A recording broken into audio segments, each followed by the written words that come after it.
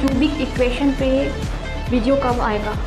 Ma'am cubic equation की trick बताइए, cubic equation की ट्रिक, क्यूबिक इक्वेशन की ट्रिक, क्यूबिक इक्वेशन का वीडियो कब आएगा? क्यूबिक इक्वेशन की वीडियो क्यों नहीं जा रही है मैम? प्लीज़ क्यूबिक इक्वेशन की ट्रिक बताइए। तो बेसिकली किसी भी क्यूबिक इक्वेशन के रूट्स फाइंड करना या उसके ज़ीरोस निकालना या उससे रिलेटेड क्वेश्चन करना सबसे कॉमन प्रॉब्लम है स्टूडेंट्स की। लेकिन हम सभी जानते हैं कि क्यूबिक इक्वेशन सॉल्व करने में कितना टाइम लगता है। तो आज मैं आपको बताने वाली हूँ कि उसी क्यूबिक इक्वेशन को सॉल्व करने की एक ऐसे सुपर फास्ट ट्रिक जिससे आप बिना किसी प्रॉब्लम के किसी भी क्यूबिक इक्वेशन के रूट्स फाइंड कर सकते हो, अगर वो रियल रूट्स है।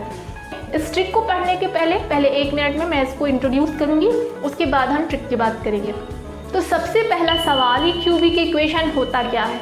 तो अगर हम स्टैंडर्ड फॉर्म की बात करें तो वो इक्वेशन जैसे ax³ + bx² + cx + d के फॉर्म में लिखा जाता है वो क्यूबिक पॉलिनोमियल होता है। अगर किसी पॉलिनोमियल में = 0 ऐड कर दिया जाए तो वो बन जाता है क्यूबिक इक्वेशन। यानी हम कह सकते हैं कि वो इक्वेशन जो ax³ + bx² + cx + d = 0 के फॉर्म में लिखा जा सकता है वो क्यूबिक इक्वेशन होता है। For example 2x³ + 3x² + 4x + 5 = 0, ये एक क्यूबिक इक्वेशन है।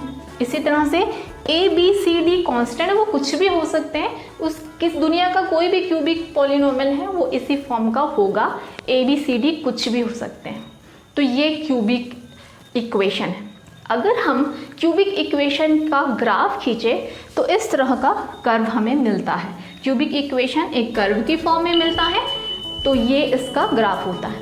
अब अगर हम इसकी ज्योमेट्री में जाएं तो किसी भी क्वाड्रेटिक इक्वेशन का या क्यूबिक इक्वेशन का या लीनियर इक्वेशन का सॉल्यूशन या रूट्स या ज़ीरोस बेसिकली होता क्या है? वो कर्व एक्स एक्सिस को कितनी बार इंटरसेक्ट कर रहा है उतने ही उस ग्राफ में सॉल्यूशन होते हैं। तो अगर हम नज़र डालें तो क्यूबिक इक्वेशन के बारे में ये पॉसिबिलिटीज़ हो सकती हैं।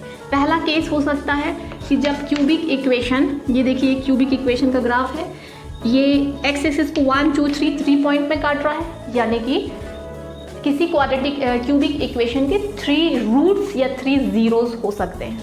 रूट्स कहें या ज़ीरोस कहें एक ही बात है, ठीक है। और इसी तरह से ये भी एक पॉसिबिलिटी है, और इसमें भी 3 बार इंटरसेक्ट कर रहा है एक्स एक्सिस को, तो इसके भी 3 रूट्स होंगे, 3 रियल रूट्स होंगे। इसी तरह से एक पॉसिबिलिटी है कि जब कर्व जो है सिर्फ 2 बार इंटरसेक्ट करे एक्स एक्सिस को, इसका मतलब इस 2 रूट्स रियल होंगे और एक इमेजिनरी होगा। लेकिन और एक ऐसी भी पॉसिबिलिटी है जब क्यूबिक पॉलिनोमियल एक्स एक्सिस को सिर्फ 1 बार काटे, तो ये इसका एक रूट रियल होगा और बाकी 2 इमेजिनरी होंगे।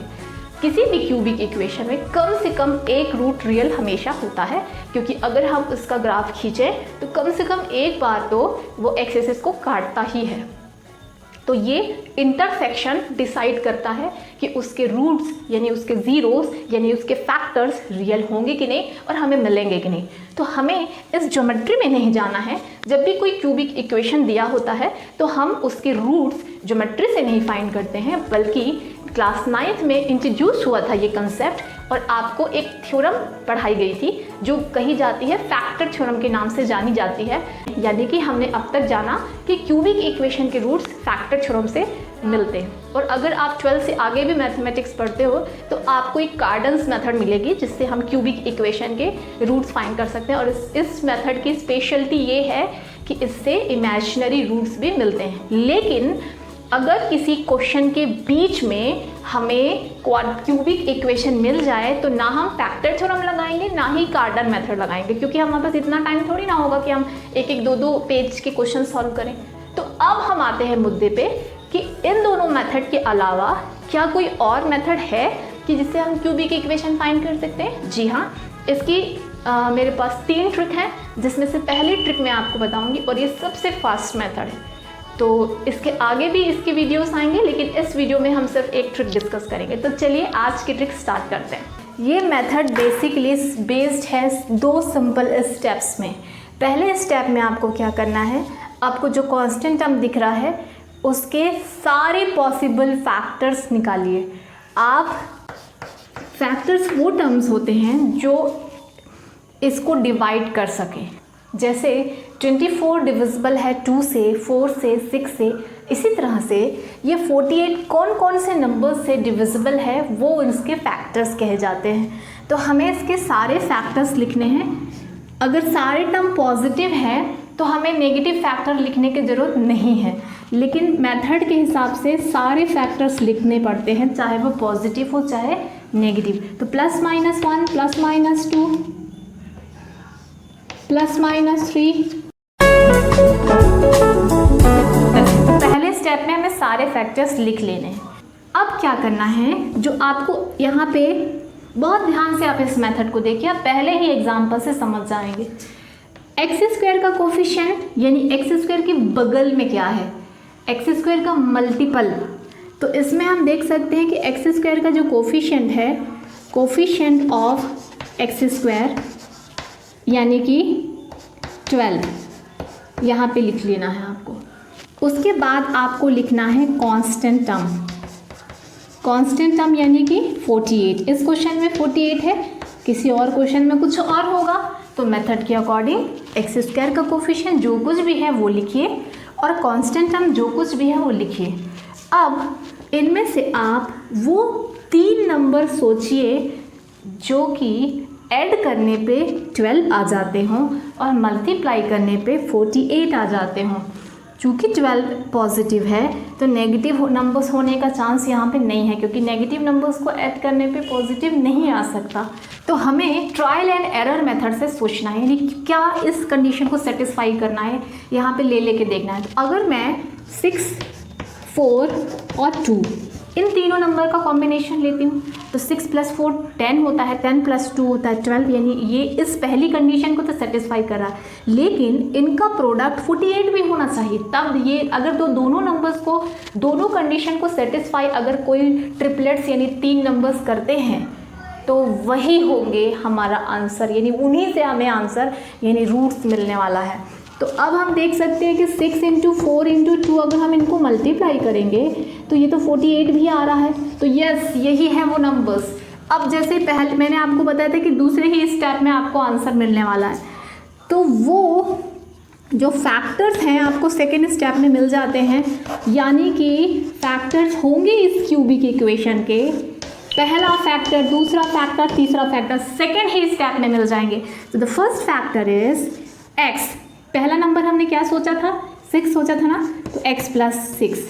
दूसरा नंबर हमने क्या सोचा था, 4, x + 4। तीसरा नंबर हमने क्या सोचा था, 2, तो x + 2। यानी आपने जो नंबर्स को सोचा था उसमें बस x लगा दीजिए। अगर ये नंबर पॉजिटिव हैं तो यहाँ बीच में प्लस रहेगा, अगर ये नंबर नेगेटिव मिले होते तो x-, मान लीजिए यहाँ पे -1 मिला होता तो x-1 first factor, x-2 second factor, x-3 third factor. लेकिन हमें ये नंबर पॉजिटिव मिले हैं, इसलिए ये जो हैं इसके फैक्टर्स होंगे। क्यूबिक इक्वेशन का फैक्टर फाइंड करने की इससे आसान मेथड नहीं हो सकती। अब हम अगले ही स्टेप में आपको रूट्स या फिर ज़ीरोस बता देती हूँ मैं। ज़ीरोस भी कहे जाते हैं और रूट्स भी कहे जाते हैं, यानी अल्फ़ा बीटा गामा हम फाइंड करते हैं। जैसे मैंने अभी आपको बताया कि क्यूबिक इक्वेशन के 3 ज़ीरो या रूट होते हैं, तो पहला अल्फ़ा, दूसरा बीटा, तीसरा गामा। अब आपको कैसे रूट्स निकालना है, सिर्फ क्या करना है, वो जो 3 नंबर्स आप सोचे थे, या तो ये समझ लीजिए कि x + 6 को 0 के इक्वल करेंगे तो क्या मिलेगा, -6, -4, -2। या फिर उससे भी आसान मेथड है कि आपने जो 3 नंबर सोचे थे 6, 4 और 2, उनको जस्ट अपोजिट साइन का कर लीजिए। +6 का अपोजिट क्या होता है, -6, पहला रूट है इसका। फिर 4 को अपोजिट कर लीजिए -4, 2 को अपोजिट कर लीजिए -2। तो इस तरह से ये हैं इसके रूट्स या ज़ीरोस। तो ये बहुत यूज़फुल मेथड है ये। इससे आप इसको और इसको देखिए, आप 3 नंबर सोचिए और उसको अपोजिट कर दीजिए, वो उसके रूट्स हैं, है ना। अगर उसे फैक्टराइज करना है तो जो आपने नंबर सोचे हैं 6, 4, 2, उसमें x लगा दीजिए, तो ये उसके फैक्टर्स हैं। तो इसी तरह से हम इजीली इस मेथड का यूज़ कर सकते हैं। अगर आपको इस क्वेश्चन से समझ में नहीं आई होगी मेथड, तो चलिए कुछ और क्वेश्चन देखते हैं क्वेश्चन को। तो जो मैंने मेथड बताई है उसके अकॉर्डिंग सबसे पहला स्टेप है, तो हमारा फर्स्ट स्टेप क्या है, कांस्टेंट टर्म के फैक्टर्स लिखिए। तो फैक्टर्स क्या होंगे, फैक्टर्स ऑफ 6 क्या होंगे? +-1, +-2, +-3 एंड +-6, ये इसके फैक्टर्स होंगे। पहले स्टेप में फैक्टर्स मिल गए हैं। इसके बाद x² का कोफिशिएंट हम यहाँ पे लिखेंगे और कांस्टेंट टर्म हम यहाँ पे लिखेंगे, दोनों सेम ही आ रहे हैं। चलिए अब इनमें से 3 ऐसे नंबर सोचिए जिनको ऐड करने पे 6 आता हो, 6 पॉजिटिव है, इसका मतलब तीनों हमें पॉजिटिव वाले नंबर लेने हैं और साथ में वो जो नंबर्स आपने सोचे हैं उनका मल्टीप्लिकेशन भी 6 ही आना चाहिए। तो अब हम ट्रायल एरर में ज़्यादा दिमाग लगाने की हमें क्या ज़रूरत है, क्योंकि हम जानते हैं कि वो नंबर्स होंगे 1 + 2 + 3, इन्हें ऐड करने पे 6 आता है, इन्हें मल्टीप्लाई करने पे हमें 6 मिल जाएगा। तो वो नंबर्स हमने सोच लिए, हमें तुरंत मिल गए हैं वो नंबर्स 1, 2 एंड 3। तो अब मुझे आप बताइए कि इसके फैक्टर्स क्या होंगे? x लगा देना है। पहला नंबर आपने क्या सोचा था? 1, x-1 पहला फैक्टर, x-2 दूसरा फैक्टर, x-3 तीसरा फैक्टर। लेकिन मैंने आपको बताया था कि अगर नंबर्स प्लस में है तो प्लस लिखना है और अगर माइनस में है तो माइनस लिखना है। यानी अगर मान लीजिए वो नंबर -3 हुआ होता तो हम लिखते x-3, लेकिन हमें तो +3 मिला है तो हम लिखेंगे x+1, x+2, x+3। भाई इतने डिफ़िकल्ट दिखने वाले, इतने टाइम टेकिंग क्यूबिक इक्वेशन को आप इस मेथड से, इस ट्रिक से ऐसे फटाफट फैक्टराइज कर सकते हैं। अब मान लीजिए हमें फैक्टर्स की ज़रूरत नहीं है बल्कि रूट्स अल्फ़ा बीटा गामा की ज़रूरत है। तो x+1 = 0 यानी कि x = -1 पहला रूट है, दूसरा रूट है -2, तीसरा है -3। यानी कि जो रूट्स की अगर बात की जाए तो अल्फ़ा बीटा एंड गामा आपको यहीं से मिल जाएंगे। आपने नंबर्स क्या सोचे थे? 1, 2, 3, तो सबको नेगेटिव कर दो, -1, -2 एंड -3। तो ये हो गए इसके रूट्स, ये हो गया इसका फैक्टर। चलिए कुछ और क्वेश्चन से समझ ले। यहाँ पे नेक्स्ट क्वेश्चन मैंने लिया है 2x³ + x² - 2x - 1। अगर आपको x³ का कोफिशिएंट कुछ मिलता है, एक्चुअली इस मेथड में x³ का कोफिशिएंट जो है वो 1 होना चाहिए। अगर 1 के अलावा कुछ है तो आपको उस कांस्टेंट से दोनों साइड डिवाइड कर देना है। तो हमने 2 से डिवाइड कर दिया है तो हमें ये मिला। ठीक है, समझ में आ गई बात? अगर x³ का कोफिशिएंट कुछ है 4, 5, 1, 2, 3 तो उससे डिवाइड कर दीजिए और फिर ये मेथड लग जाएगी, उसमें ये ट्रिक लग जाएगी। तो सबसे पहले हमने यहाँ पे देख सकते हैं कि कांस्टेंट टर्म क्या है। कांस्टेंट जो है यहाँ पे कांस्टेंट टर्म इज़ -½ इसके फैक्टर्स क्या होंगे? इसके सारे फैक्टर्स होंगे +-1 एंड +-½ ठीक, 4 ही फैक्टर्स हैं इसके। और अब हमें x² का कोफिशिएंट यहाँ पे क्या मिल रहा है? कोफिशिएंट ऑफ x² इज़ यहाँ पे मिल रहा है अपन को 1/2 और कांस्टेंट टर्म क्या मिल रहा है अपन को? -½ कांस्टेंट टर्म मिल रहा है अपन को -½ अब आपको क्या करना है? वो 3 नंबर सोचने हैं इनमें से जिनका सम +½ हो और प्रोडक्ट -½ हो। तो अगर अब 4 ही तो हमारे पास ऑप्शन है, ठीक है, तो हम सोचेंगे 1 और -1, ठीक है, एक +1 एक -1 और तीसरा ले लेते हैं अपन +½ अगर हम नंबर्स ले लेते हैं 1, -1 एंड ½ और अगर इनको हम मल्टीप्लाई करेंगे तो यस ये आ जाएगा। ठीक, 1 × -1 × ½ आ जाएगा ये। तो ये नंबर्स हमें समझ में आ गए हैं कि 1, -1 एंड ½ है। तो अब आप मुझे बताइए कि इसके फैक्टर्स क्या होंगे? इसके फैक्टर्स होंगे x-1 पहला वाला, फिर x, अब ये ऑलरेडी माइनस में है तो इसलिए माइनस लगा दिया, फिर x+1 और ½ भी प्लस में है तो x+½ ठीक है। और ऐसे केसेस में ऐसे भी फैक्टर रखे रहने दे सकते हैं अपन, या फिर इसे 2x+1 भी लिख सकते हैं। तो ये इसके फैक्टर्स हैं। और इसके ज़ीरोज़ क्या होंगे? ज़ीरोज़ यानी कि रूट्स अल्फ़ा बीटा गामा क्या होंगे? अल्फ़ा होगा जो अपन को पहला नंबर मिला था ना उसका नेगेटिव, और बीटा +1 एंड गामा -½ सबको साइन में अपोजिट कर देंगे। तो इस तरह से अगर हमें कोई ऐसा इक्वेशन मिलता है जिसमें फ्रैक्शन में हो कांस्टेंट उसमें भी ये मेथड लग जाएगी। अगर एक्स क्यूब का कोई कोफिशिएंट 1 के अलावा हो उसमें भी ये मेथड लग जाएगी। आई थिंक ये ट्रिक आपको समझ में आई होगी। बहुत ध्यान से देखिए इस मेथड को। ये मेथड बेस्ड है सिर्फ 2 सिंपल स्टेप में। किसी भी क्यूबिक इक्वेशन में, कोई भी इक्वेशन हो क्यूबिक इक्वेशन, आपको सिर्फ 2 टर्म की ज़रूरत है। पहला एक्स स्क्वायर का कोफिशिएंट, यानी एक्स स्क्वायर के बगल में क्या है, तो इस क्वेश्चन में एक्स स्क्वायर का कोफिशिएंट है -2, तो हमने ये -2 लिख लिया है। उसके बाद दूसरा जो टर्म हमें ज़रूरत होती है वो है कांस्टेंट टर्म, तो हमने कांस्टेंट टर्म लिख लिया। अब जो भी कांस्टेंट टर्म है यहाँ पे उसके सारे फैक्टर्स लिखिए, प्लस में भी और माइनस में भी। ये पहला स्टेप होता है। और उसके बाद हमें सिर्फ इन दोनों टर्म की ज़रूरत है, एक्स स्क्वायर का कोफिशिएंट -2 और कांस्टेंट टर्म 60। और अब आप इनमें से उन 3 नंबर्स को हमें चुनना है, सेलेक्ट करना है जिनका सम -2 है, यानी एक्स स्क्वायर के कोफिशिएंट के इक्वल है, और जिन्हें मल्टीप्लाई करने पे कांस्टेंट टर्म आ जाएंगे। जैसे आप उन नंबर्स को सोच लेते हैं वही आपका आंसर है।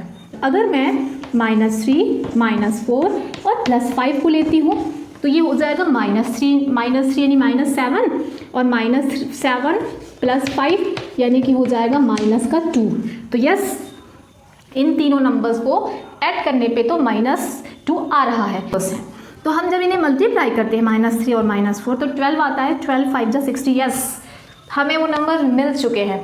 तो अब इन नंबर्स के बाद फैक्टर्स हैं इस क्यूबिक इक्वेशन के फैक्टर्स x, बस x लगा दीजिए। हमें नंबर्स क्या मिले थे, -3, -4 एंड +5 ये मिले थे ना, बस इसमें x लगा दीजिए। x -3, x -4 एंड अब चूंकि ये नंबर प्लस में है तो हम लिखेंगे x + 5। बस, इससे आसान मेथड क्यूबिक इक्वेशन को फैक्टराइज करने की नहीं हो सकती।